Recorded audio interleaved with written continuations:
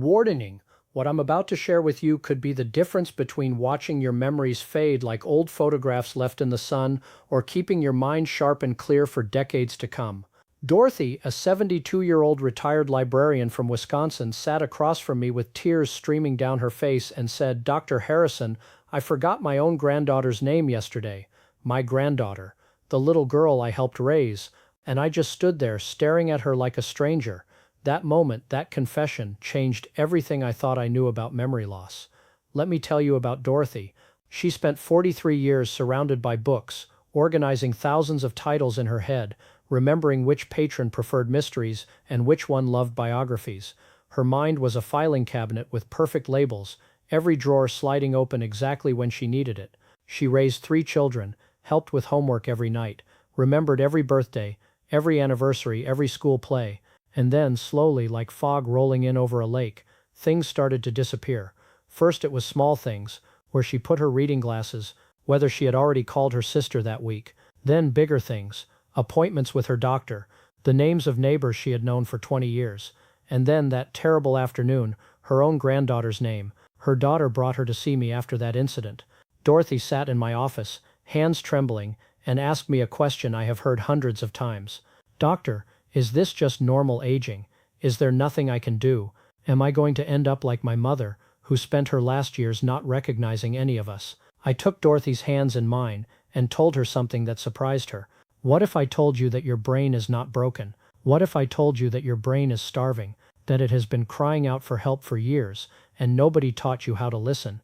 You see, your brain is like a garden. When you plant a garden, you do not just throw seeds on the ground and hope for the best.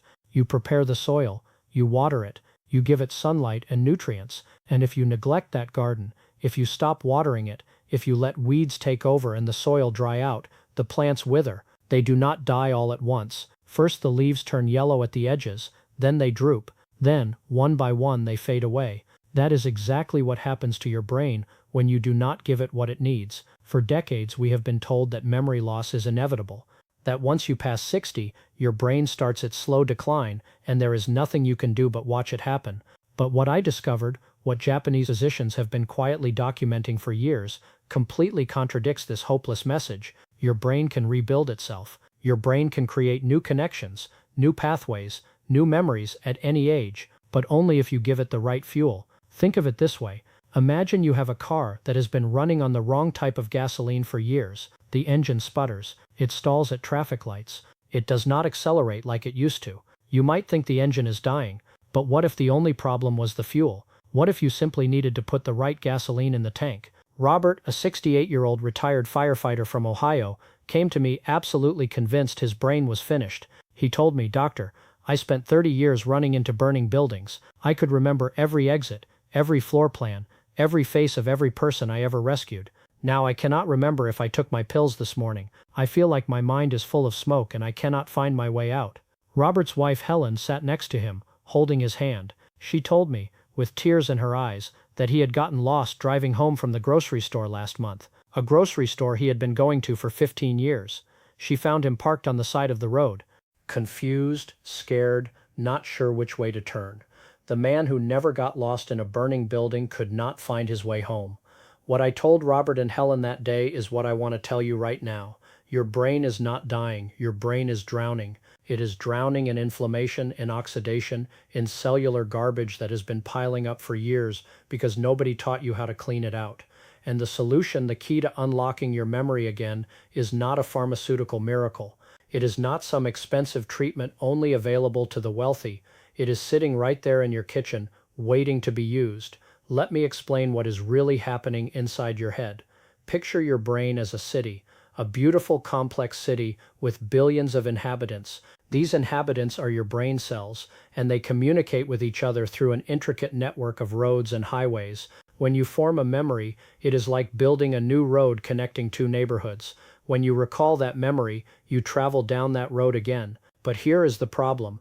Over time, if you do not maintain those roads, they crack. Potholes form, weeds grow through the asphalt, the roads become harder to travel, until eventually you cannot use them at all. What causes the roads to crack? It is not age itself. It is what accumulates in your brain over the years. Think of it like rust building up in old pipes. The water still tries to flow, but the rust keeps blocking it, narrowing the passage, until one day almost nothing gets through. In your brain, this rust takes the form of cellular waste, damaged proteins, and inflammation that spreads like a slow fire from neighborhood to neighborhood. Now here is where it gets interesting. Here is what those Japanese physicians discovered that left me absolutely stunned. Margaret, a 74-year-old grandmother from Pennsylvania, had been dealing with memory problems for nearly 5 years when her daughter brought her to see me. Margaret told me, grabbing my arm with surprising strength, "Doctor, I have tried everything. Memory games on my tablet, crossword puzzles, supplements from the health food store that cost me $50 a bottle. Nothing works. I am still forgetting.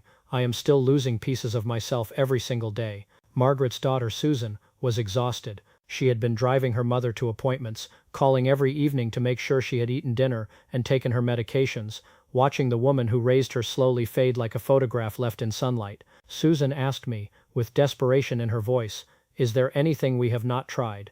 Anything at all?" What I showed Margaret and Susan that day changed their lives, and in just 21 days it changed Margaret's brain. But before I tell you exactly what I told them, I need you to understand something crucial, something that will make everything else make sense. Your brain is the hungriest organ in your body. It weighs only about 3 pounds, roughly 2% of your body weight, yet it consumes 20% of your energy. It is like having a mansion that uses more electricity than the rest of your neighborhood combined. And just like that mansion, if you cut the power, everything shuts down. The lights go off, the security system fails, the heating stops working, the whole house becomes dark and cold.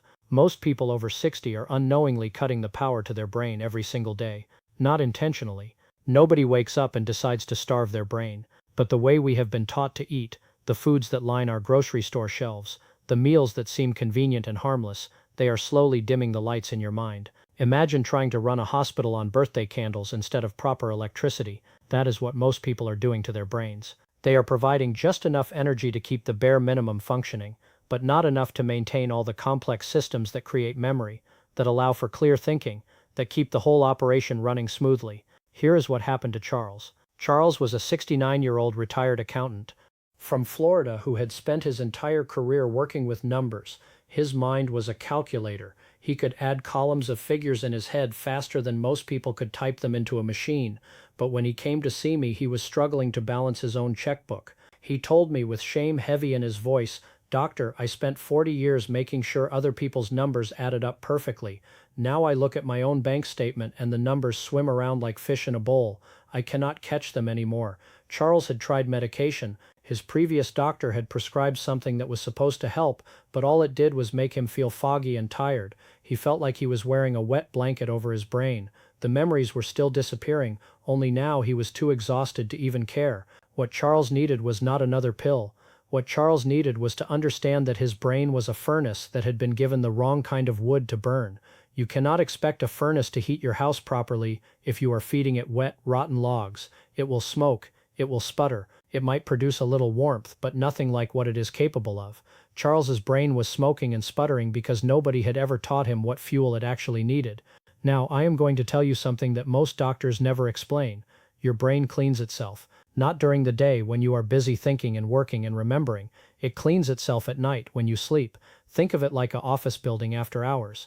During the day, everyone is working, papers piling up, coffee cups accumulating, garbage filling the trash cans. But at night, the cleaning crew comes in, they empty the trash, they vacuum the floors, they make everything fresh for the next day. Your brain has its own cleaning crew, and this crew only works effectively when you give it the right tools. The right tools come from what you eat. If you are not eating the foods that support this nighttime cleaning crew, the garbage piles up, day after day, week after week, year after year, and eventually your brain looks like an office that has not been cleaned in a decade. Papers everywhere, dust on every surface, impossible to find anything. This is why Dorothy could not remember her granddaughter's name. This is why Robert got lost driving home. This is why Margaret felt like she was losing pieces of herself.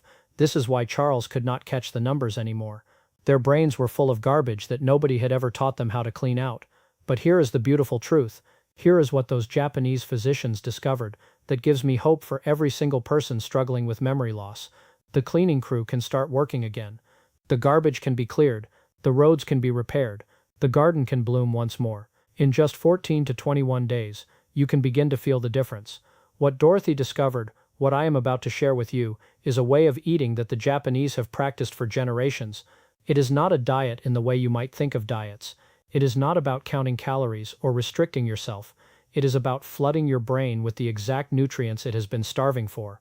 It is about giving your brain's cleaning crew the tools they need to do their job. It is about repairing the roads, clearing the rust, putting out the slow fire that has been burning in your mind for years. Here is what you need to understand. Your brain is not made of some mysterious substance that science cannot comprehend. Your brain is made of fat, protein, and water. It is physical. It is real. And just like the rest of your body, it rebuilds itself using the materials you provide. If you give it poor materials, it builds a poor brain. If you give it excellent materials, it builds an excellent brain. It really is that simple. Let me tell you what happened to Eleanor. Eleanor was a 71-year-old retired nurse from Michigan who had spent her career caring for others.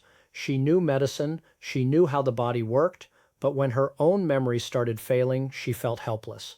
She told me, shaking her head, "Doctor, I spent decades giving advice to patients. I watched so many people decline in their final years. I always thought I would somehow be different, that because I knew what was happening, I could stop it. But knowing and doing are two different things. I cannot think my way out of this." Eleanor was right that knowing is not enough, but she was wrong that nothing could be done. What Eleanor needed was not more information. She needed transformation. She needed to change what was happening inside her brain at the cellular level. And the only way to do that was to change what she was putting into her body. Here is the secret. Here is what Japanese brain researchers have known for decades. The foods that protect your brain are not exotic. They are not expensive. They are not locked away in some special health food store that only wealthy people can access. They are ordinary foods that have been part of human diets for thousands of years. Foods that your grandmother probably ate. Foods that your great-grandmother definitely ate. Foods that we abandoned when we started chasing convenience over nutrition. Let me explain this through the story of Walter. Walter was a 66-year-old former truck driver from Tennessee who had spent 40 years on the road. He ate at truck stops, diners, and fast food restaurants because that was what was available. He did not think twice about it.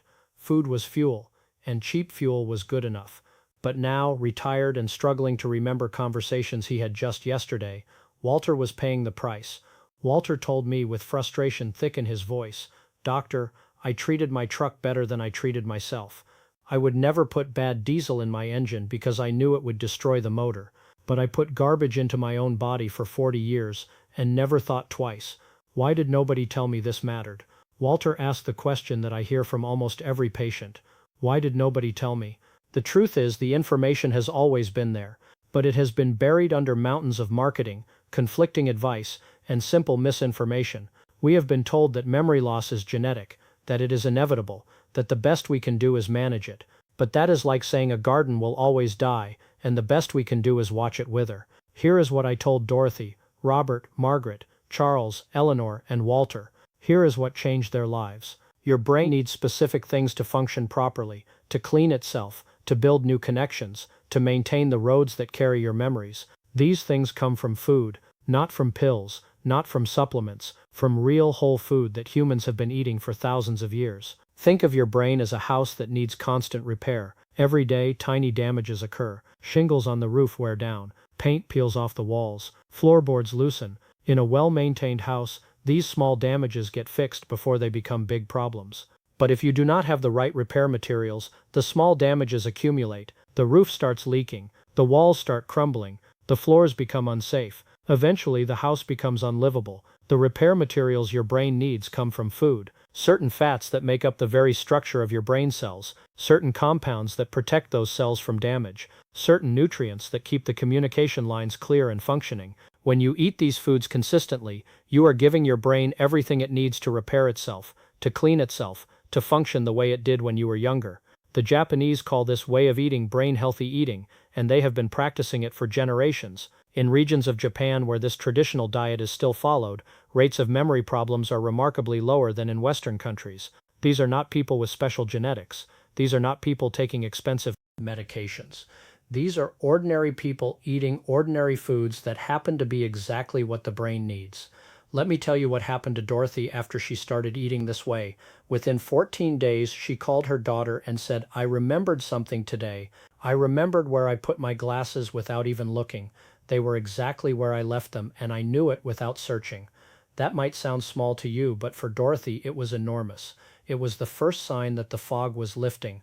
Within 21 days, Dorothy could recall conversations from the day before with clarity. She could remember what she had for breakfast. She could remember what she had for breakfast. She could remember which neighbor she had waved to on her walk.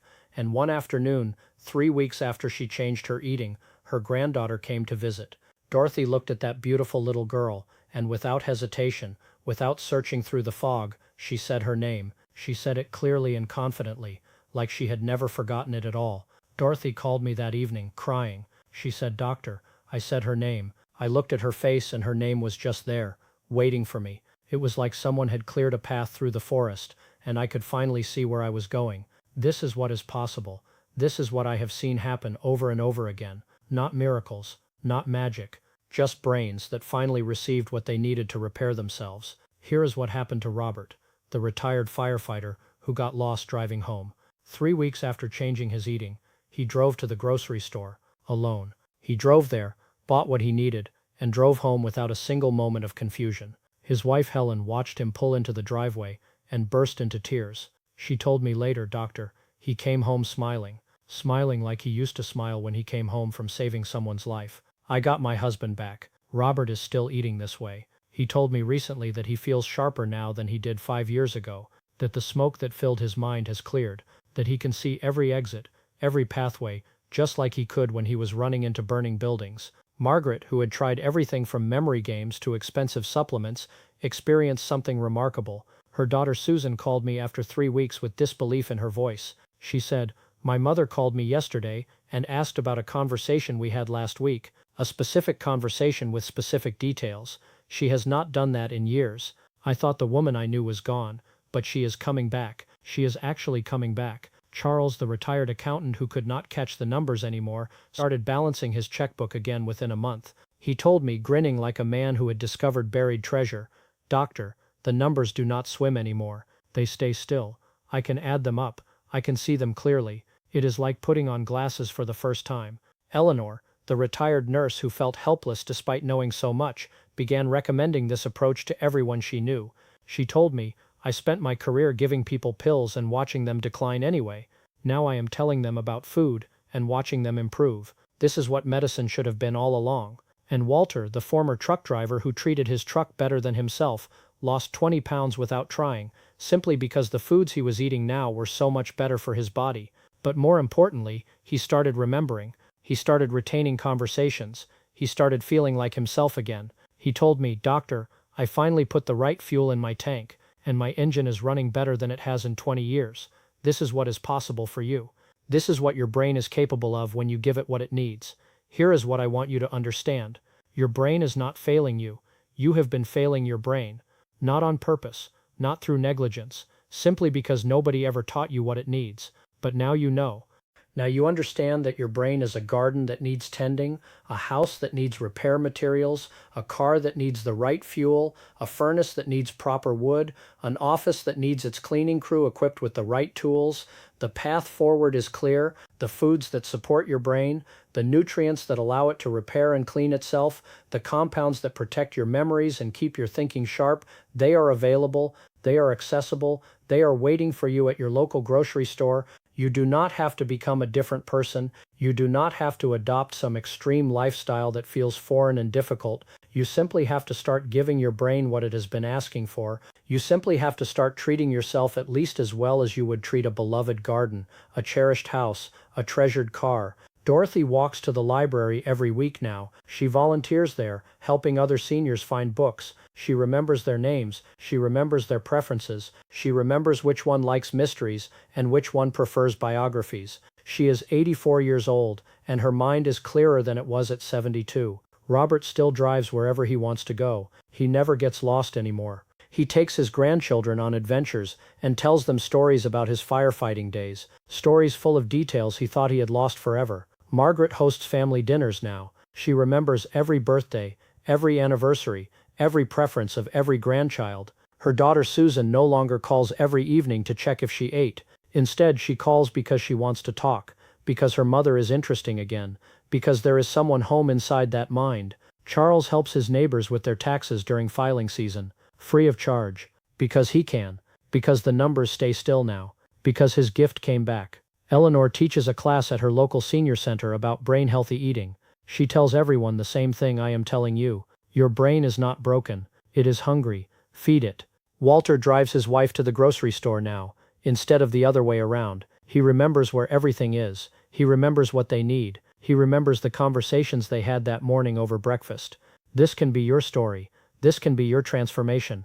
In just 14 to 21 days, you can begin to feel the fog lifting. You can begin to find the paths through the forest. You can begin to see clearly again. Your brain is waiting. It has been waiting for years, hoping you would finally give it what it needs. The cleaning crew is ready to work. The repair materials are available. The garden can bloom again. Dorothy told me something recently that I want to share with you. She said, Dr. Harrison, I used to think my best years were behind me. I used to think that forgetting was just part of getting old, and there was nothing to do but accept it. But I was wrong. These are my best years, right now, because I am here. I am present. I remember the people I love, and the life I have lived. I am not fading anymore. I am becoming brighter. You deserve to become brighter too. You deserve to remember. You deserve to think clearly, to hold conversations without losing your place, to recognize every face that matters to you. You deserve to live these years fully present, fully aware, fully yourself. If someone you love is struggling with memory, if you are watching them fade like those old photographs left in the sun, share this with them. Sometimes all we need is for someone to say, here, listen to this, it might help. Sometimes that is all it takes to start someone on the path back to themselves. You are not too old for this. Your brain is not too far gone. The garden can still bloom. The house can still be repaired. The car can still run beautifully on the right fuel. The cleaning crew is ready. The path is clear. Take the first step. Your brain will thank you for it.